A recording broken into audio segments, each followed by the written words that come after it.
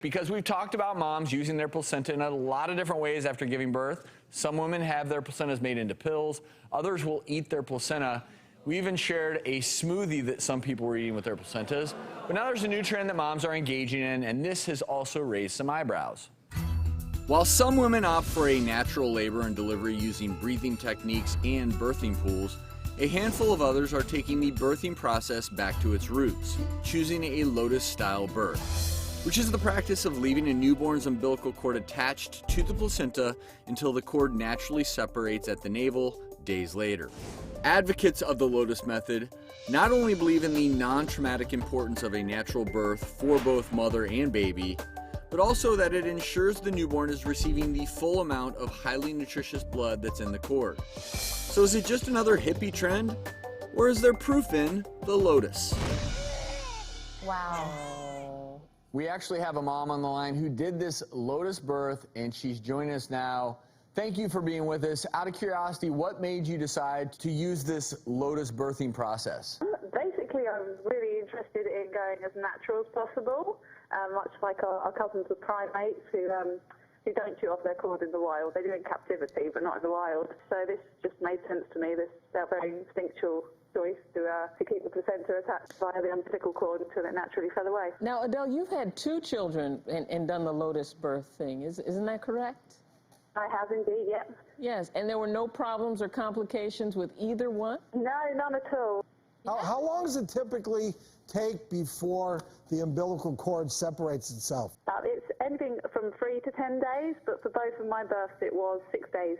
6 days. Doesn't that get a little funky, though? The smell is dealt with by just basically preparing a mixture of rock salt and flower petals, and you can, put essential oils and cinnamon, whatever spices you want, really, to cover up any potential smell. But the rock salt itself prevents the rotting, and it helps dry out the placenta.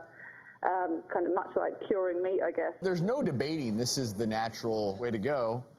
Yeah, so, I mean, death is natural, and in the beginning of time, about 50% of babies died in childbirth or their mothers died, and in Africa, there's still an extremely high maternal and neonatal mortality rate because it's, for all intents and purposes, natural there also, and we have to be very, very careful, and I always applaud the right of any mother to do what she thinks is best for herself and her baby. However, we have to understand that medical intervention, when done appropriately, sometimes can be life-saving. So I think we have to be very careful not to make massive generalizations here that natural is good and medical intervention is bad, because in reality, it's obviously somewhere in the middle. And I think this concept of not clamping the cord or leaving the placenta attached, the more common and popular one is not clamping the cord or delayed clamping of the cord. But, there's so much myth and folklore out there about it. The reality is,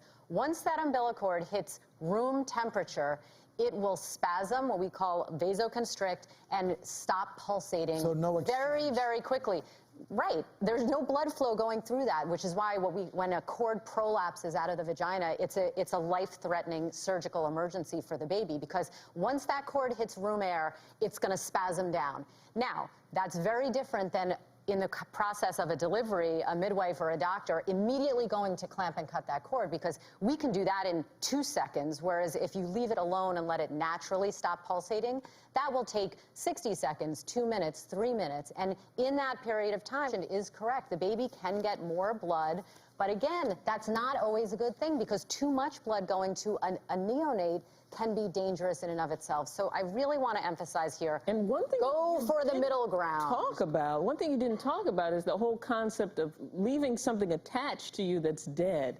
I mean, because really it's dead flesh. It's almost like leaving a gangrenous, necrotic finger on. That's right. Sometimes you have to amputate. So the whole idea that you have a neonate with this dead placenta which just came out of the vagina, which is filled with bacteria. Proceed with caution. Salt and rose petals. Well, yeah, but like you said, rightly so, Dr. Ashton, you support every woman's right to choose. Adele, in your situation, we're just happy that you had 2 very healthy babies, and we appreciate you sharing your story with us.